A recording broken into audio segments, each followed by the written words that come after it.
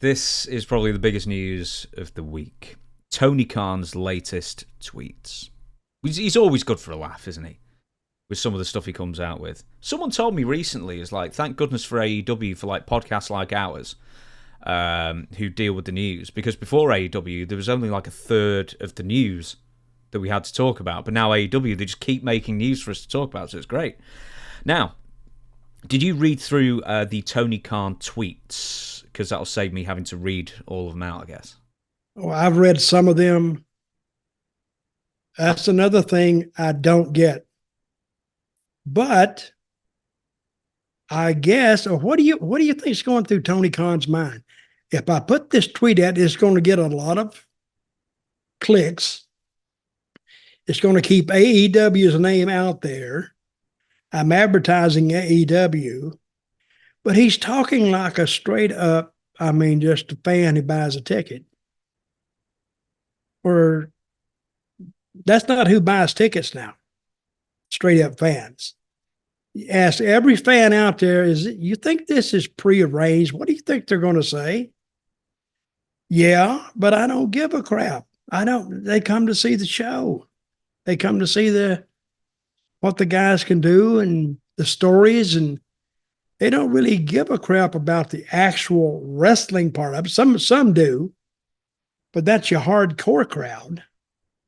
But the hardcore crowd, they want to see blood and guts and chairs and razor wire and tables and everything else. But they're the ones who are also going to be checking Twitter, most likely, as well. Yes. They're going to be the more hardcore fans who buy the tickets and follow this more closely and follow Tony Khan. Can I, if you'll allow me, I will read...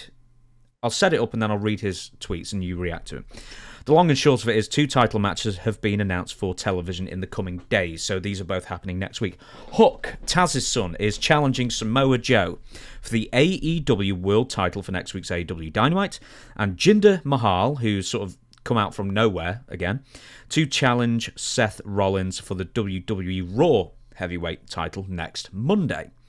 On Tuesday, the official USA Network Twitter account took a dig at AEW in regards to Tony Khan, always highlighting the CageMatch.net fan-voted rating scores that they receive for their matches and pay-per-views. Now, first off, just before I get to the tweets, are you aware of this CageMatch.net thing that's been coming out in this last year or so? I know the name, but I don't know what they put out. Enlighten me. So, CageMatch.net is a reference website for matches. So, if I want to know where was Dutch Mantell in 1976, it would hopefully be able to tell me some matches and promotions you were in at the time. But now, for whatever reason, recently fans, a lot of internet fans, a lot of hardcore fans now go onto CageMatch.net and then rate out of 10 every match and every event, WWE, AEW, whatever it may be.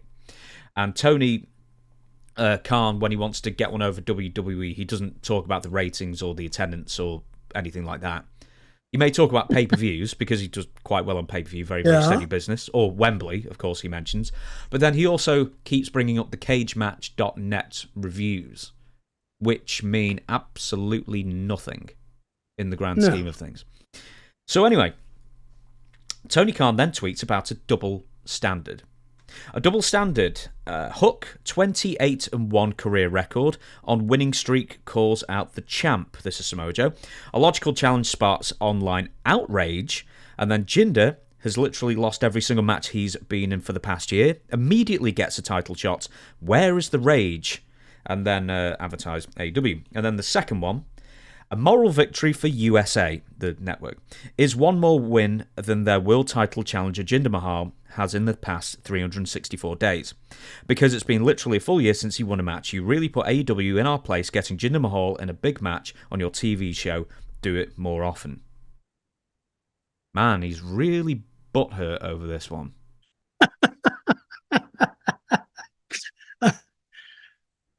Brother, I'm flabbergasted. I've never used that word in my life, but I will use it here. Because here you got a billionaire who's spending his money. In his 40s. Yeah, and what got me was when he does the scrums. I mean, that I've never heard that before, never saw it before. I just started seeing it when he did it with CM Punk. But I don't get it. I don't know what he's trying to do.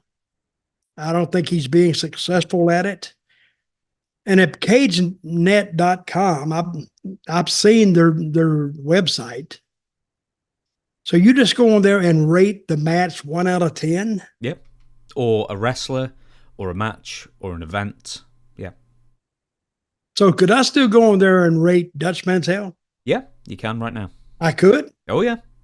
I want to tell everybody that's listening, go to cagenet.com. Okay, cagematch.net is where you need to go. Oh, yeah. If you go to where Dutch goes, you probably get like to a porn site or something like that. Stop it. Cagematch.net. Yes. Is that the go to cagematch.net and get me a 9, rate me a 9 or a 10. Then they'll say, wow, where did all this late blooming success or accolades come from Dutch? He hadn't wrestled in years and but all of a sudden the people are rating him. What the hell? So if anybody can do it, help yourself, because nobody else is going to do it. But I'm asking for help now. Go over there and rate me. Tony Khan, what he's doing, I have no idea. I don't think it's working. And the match with Seth with Jinder, I don't think they're going to use Jinder much better. This is leading to something else. But where is Hook and Samoa Joe leading? I don't know if it's a one-day thing or well, Hook and Samoa Joe for starters. When that was announced on Saturday, I mean, the fans. Okay, the big joke is that the fans in the audience went crazy. They went, "Yeah, no way!"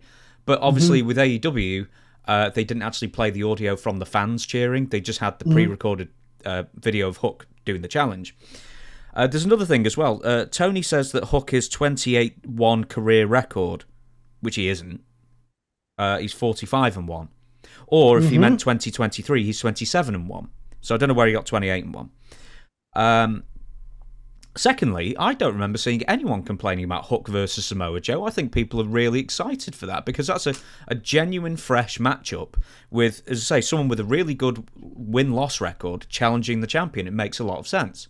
So I don't know where Tony's saying online outrage, where I was only seeing online praise. So he's made that up to himself. The online rage he's talking about is in his head. Was Jinder Mahal and Seth. Where's the rage about that, right? Is that what he's talking about? Well, no, it's both things. So he's talking about there's no rage for Jinder Mahal and Seth, but there is made-up online rage in his own mind with Hook versus Samoa Joe, which there isn't online rage. There's online praise for that, as far as I can tell. Again, I'm at a loss for words here. Flabbergasted. I'm going to go back to my other word that I used. I don't get it. And I don't think the fans get it either. That's why AEW is struggling right now. WWE has increased their product and their audience. I don't know. I think 50%, don't you think? They've added to it. Much better show.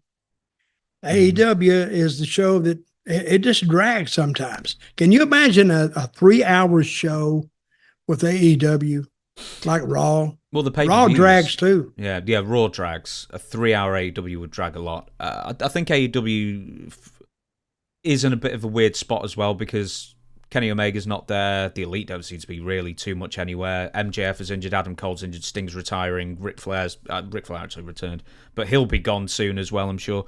They just seem to be losing people hand over fist, which is at least like the mother. What's the mother of necessity?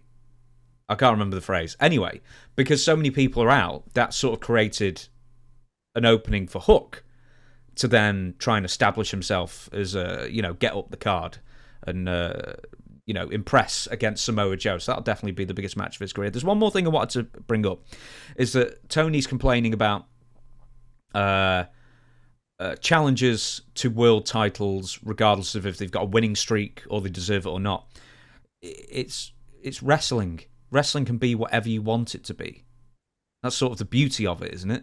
I mean, there have been TV matches you where have people to build it. But I mean, how many TV world title matches against contenders, deserving or undeserving or whatever, have there been over the years? Thousands, there must have been. Thousands, thousands. And it is what you make it. You got to build it. I mean, Hook was actually, I'm gonna give them their just due. Hook was probably, and Tony Khan said something very, very astute. He said logically, he deserves a shot. Logically, because of his record. But if you look at Samoa Joe and you look at Hook, yeah, Samoa Joe will make him look good. But do you think he's going to win? I think Samoa Joe will win. Well, that's what I think. And even if he did beat Joe, it kills Joe, I think. I don't know how you get him back hot again. It'll take a couple of weeks to get him back to where he's warmed up again. And Jinder and Seth, now you can do an angle there or somebody else, and I think that's what the people see. The people have watched wrestling so much, they kind of got it figured out their own on what's going to happen. Oh, this guy do this or this guy do that. And see, they tell the story beyond the story, what they think is going to happen. And about 40-50% of the time, they're halfway right. So if they're figuring it out before the TV tells them that they're right, I mean, it's not a good way to do business. People are not really surprised anymore. And that's how we used to draw money. You had to surprise people. You had to do the unexpected. Nobody, they could see it coming from the side, but they never realized that could possibly happen. And when it happened, it shocks them. Now they're ready to see how the story ends. It's stories. When you can tell a story, give it a logical start, a logical middle, and a logical finish or semi-finish, you got them. When I booked Puerto Rico, I never finished a story. That's why Triple H, when he made that statement, the story is never finished, I identified with that because my stories were never finished. Years ago with Vince, when they would go to a pay-per-view and they'd have a match and the babyface would win, that was the end of the story. Why? Why would it be the end? Say you sold out. These two guys have chemistry. They had enough chemistry that they could sell out a 15,000 seat arena and pay-per-view. Why would you have that be the end? Just end it, wrap it up. Why wouldn't you get away from it for 2 weeks and then come back to it with something else? But when he got rid of it, that heel would drop down and had to start working his way back up again. I never agreed with that. But then again, I don't own the company and they can do what they want to do. Does that make sense or not? Yeah, of course it does. Or am I in Gaga land? No, the machine's always got to keep rolling. Why? I mean, have a chapter, but don't just finish the story and then you've got to start from square one again. Well, that's what HBO went to. Mm-hmm. I mean, Netflix, they have these little, I call them vignettes, little segments, little episodes that lead you to the finish. But a lot of times I've even found out about that. The finish is not satisfying. They don't know how to finish them. Of course, wrestling doesn't either. It started with wrestling, I guess. But I don't know. I'm just here chattering this morning. I have no idea what I'm talking about. Very quickly, what did you think of Jinder Mahal as a worker? I don't know how much you've seen of him. Was he on SmackDown? Was he on Raw? How much have you seen? Oh, I know. I know him. I know him quite well. Okay. Well, not that well. But see, when they started pushing him and put the title on him, they wanted to do. They had a run of India. I mean, they had a tour of India coming up. Mm-hmm. Now, India is a poor country. but it's got 1.4 billion people in India. So if you could get 10 million of them to pay $5, That's a big stadium. then yeah, that's $50 million before you'd leave the country. So, and I've often wondered why they don't have a local promotion in India. They may have now, but you remember the giant? What was his name? The giant? Yeah, what? Great Khali. The Great Khali. I don't know. Did he start a company over there? He went back. He did go back, and I think he may have done super shows. And he's a big star. I mean, literally and figuratively, he's a big star there still. Do they run shows? I don't know how regularly they run shows. I don't know if it's just a supercard thing or... I don't know. I don't know. Well, I don't know either. But with the country, 1.4 billion. I mean, I don't know why WWE doesn't have they have the TV there. They don't have a stronger presence and actually tour it more often.